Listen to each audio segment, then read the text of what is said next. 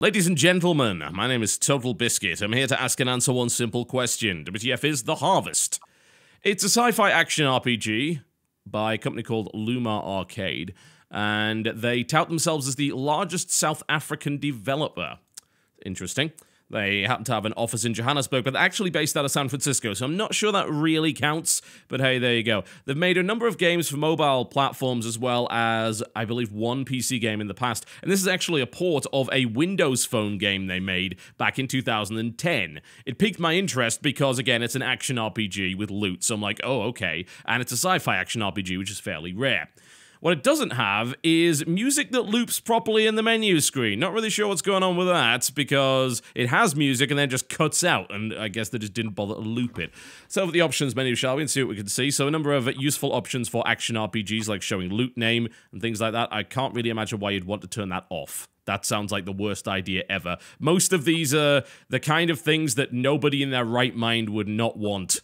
And then you've got the minimap options. Nice to have these. The minimap is actually rather opaque, way more so than it should be, and it tends to get in your way, so turning off large minimap is a good idea, but showing the minimap is obviously what you want there. They could have done with making the minimap way, way more translucent. You've then got audio sliders. Not that this is going to help much here, considering the music isn't working. And then you've got your graphics options, which are fairly basic. Now, this game touts stunning 3D graphics in its Steam description. I think you'll see why that is not the case. And they have had, well, 3 years, I suppose, to port this over to PC from Windows Phone, so let's just say I would expect a little more from it. Now, single-player, multiplayer, and character selection are available here. So we're going to go through the characters, and I'll show you exactly what's available. So there's 5 classes. You got this one right here, which looks like the bastard child of a Tau and a Space Marine from... I don't know. I mean, I suppose you could go with the Space Marine from Warhammer 40,000, but it looks a little more like a Terran Marine from StarCraft 2. He's kind of your standard combat guy. He shoots people with a rifle for the most part. This is supposed to be an ability description, but they, I guess, forgot to write that. I'm not sure why. Each of the classes has 3 different abilities, and you can activate those with 1, 2, or 3, though it never tells you that because you can't rebind the keys. Or you can do a shift click or a double click on the ground and double click on the character. I imagine the rationale for doing that was because it was originally on a touch screen, so that function remains there. It's rather annoying, and I wish you could just get rid of it and just use 1, 2, and 3, because more often than not, you can accidentally activate an ability. Then got this guy right here, so basically kind of hit and run, bullet time, hack dart, and then you've got sort of melee assassin character here as well. And then this guy, who's the guy I'm going to play, which is Condor, the big tanky flamethrower dude. And then sort of a sniper, as you can see, in the form of Raptor. So those are your classes. You can also mess around with the colors a little bit if you so desire. There we go. So we're going to go into the game with the sort of Cherno Alpha-looking character, because, well, why not? And continue here from Act 2. So I've beaten the first act. You've got 3 difficulty levels. You've got to beat the whole game to actually get to any of the others. But let's go in and show you exactly what the Harvest is. So, welcome to the Harvest. So, if there were stunning 3D graphics, I think they forgot to put them in, because it looks like a game from 10 years ago. And I'm not exaggerating here either. It really, really does. It definitely does not look all that great. And I don't anticipate that it would if I was, say, playing on a Windows phone, but I'm not. I'm playing on a PC, and this was a port to the PC, so you would perhaps expect it to be just a little better. Unfortunately, it is not. So, the first thing that I would say when having a look at that is, well, why exactly am I paying $15 for a game that looks like it's about 10 years old? And it really, really does. So you can see the minimap over the side right here, and it's already a little bit obtrusive as it is, frankly, which is a little ridiculous. But if you made that even larger, it would actually just block off half the screen, which is kind of daft.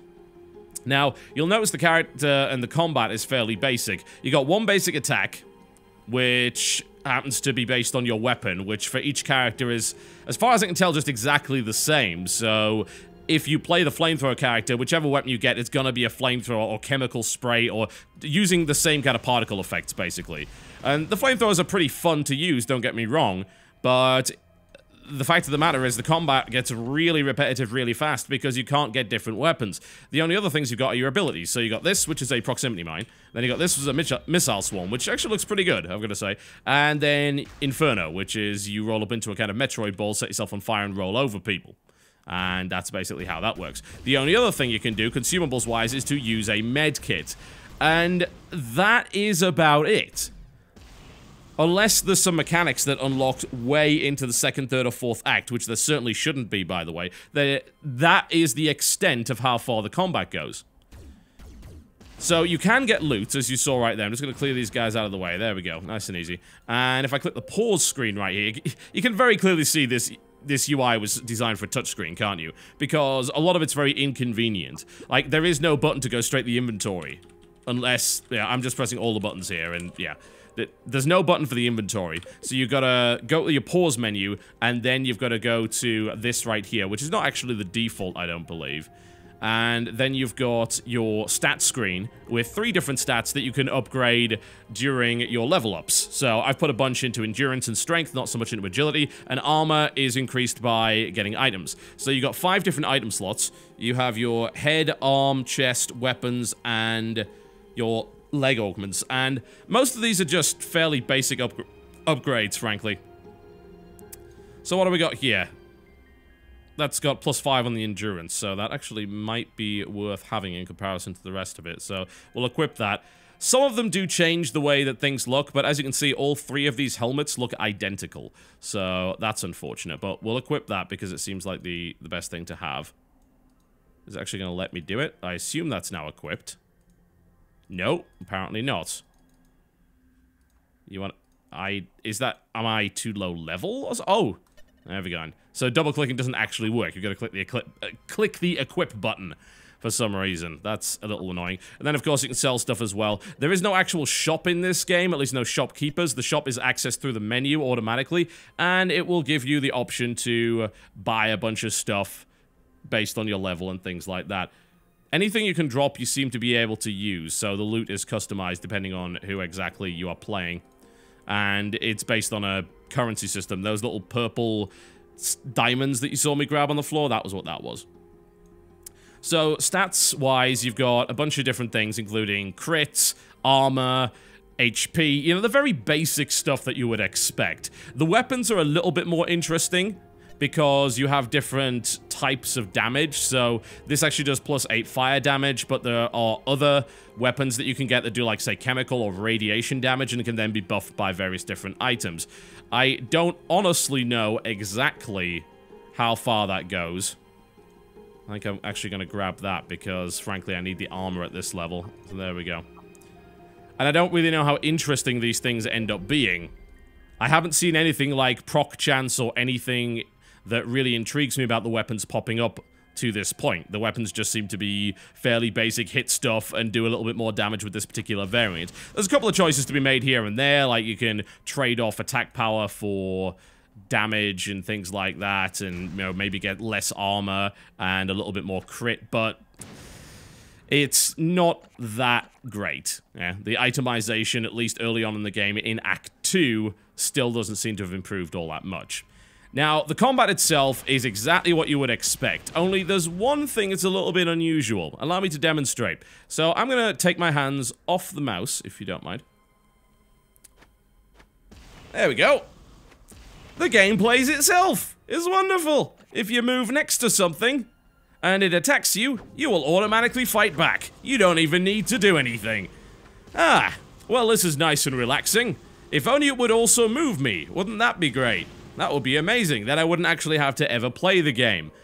That is the most bizarre design decision I've seen in a long time. I assume it's because of its origins on a phone, but even then, it's pretty hard to justify that. Now, every now and again, you'll want to use your special attacks because it's a quicker way of killing stuff, but this is not a difficult game, at least on the initial difficulty level. I did not die once in the first part of it. So, honestly, I wouldn't really expect to die otherwise. The problem that I've got with the difficulty is I have a feeling going up in difficulty is not going to help at all, because there are no abilities that allow you to dodge out of the way of attacks. So the only thing you can really do is just try and clumsily move out of the way, if possible. And most of the time, you're not going to actually be able to do that. And that's probably going to hit me regardless of what happens. So it becomes an entirely stats-based game. Now, if you look at something like Diablo or even Torchlight, there are plenty of abilities which will stun your opponents, which will allow you to dodge or evade in some way, and you just generally move faster. You're not a massive target. But in this game, you don't have any of that stuff. So, oh god. As a direct result, you end up just taking damage and occasionally spamming medkits, which are blissfully on a long cooldown, so it means that you're not going to be potion popping over and over and over again. And it's kind of a shame, because for one thing, I like the idea of a sci-fi action RPG, and most of them have done it really badly, like Space Siege, which is dreadful, or Greed Black Border, which is also dreadful. There are quite a few bad games in that particular variant of the genre, and this unfortunately is not going to be going on the list as one that is really, really good. I think I'm thankful that I'm playing the class with the flamethrower, because just torching things to death is actually kind of fun. And I'm going to be honest, the abilities are not too bad. Being able to roll over stuff and make them explode is kind of awesome. And then, of course, the swarm missiles that I showed you earlier, I really like the way that they look and feel. Also, the game does a pretty good job of giving you nice visual feedback when you get a level up, or when you get a bunch of kills in a row. You actually get this giant explosion of credits all over the place. So it understands the sort of pinata idea of a lot of action RPGs, where pretty much you've got to be drowned in awesomeness. Yeah, things have got to explode with loot and credits and things like that. And for the most part, the game understands that. But unfortunately, it's let down in almost every other respect.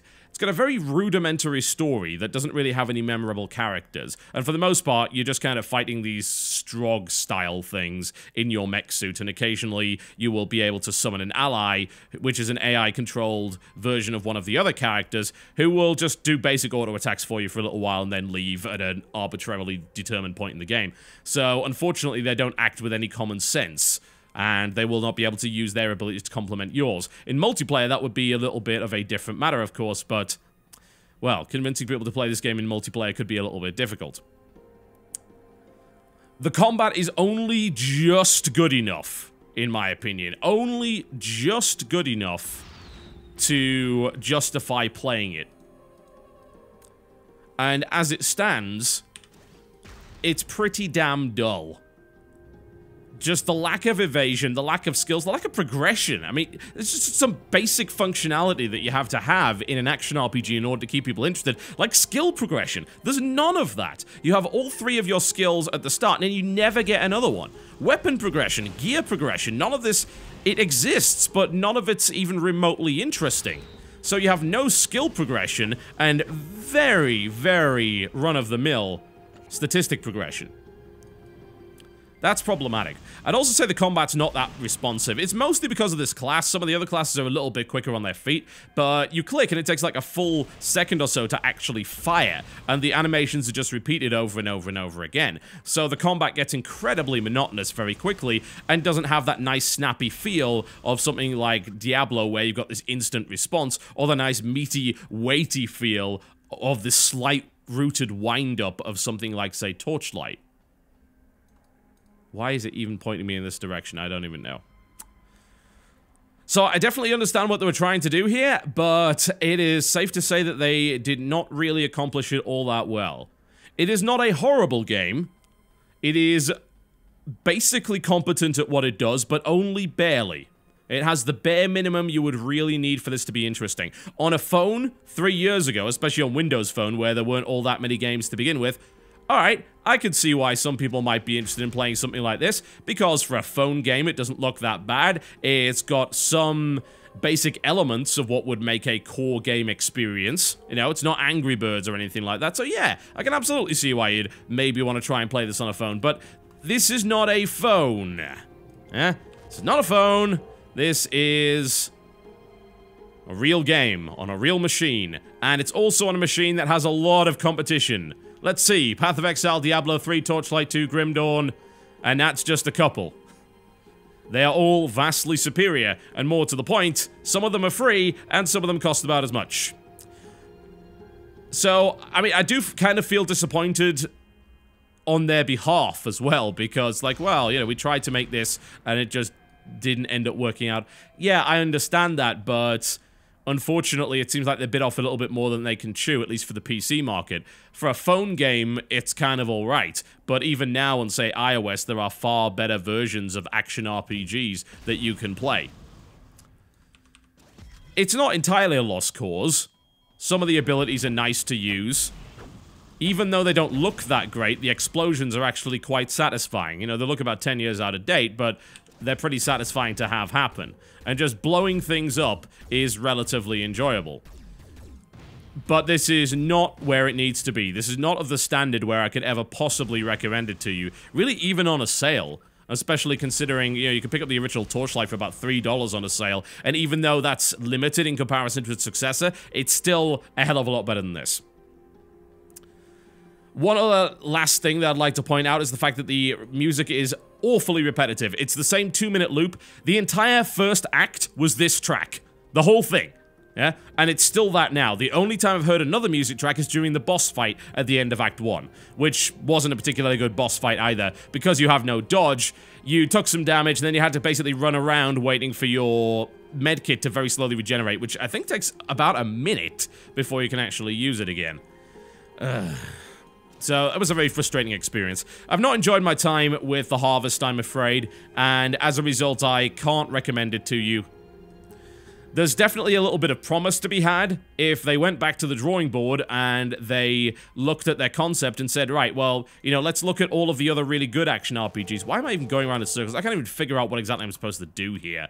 It said get the blue key card. I did. It's now telling me about the comms tower, and these arrows aren't even pointing me in the right direction, so I don't even know what's going on there. But whatever the case, they've got to look at what made other action RPGs successful. You've got to have interesting loot, you've got to have engaging and interesting combat, it can't be too repetitive, and you've got to have steady, well-paced progression. And the game doesn't really have any of that.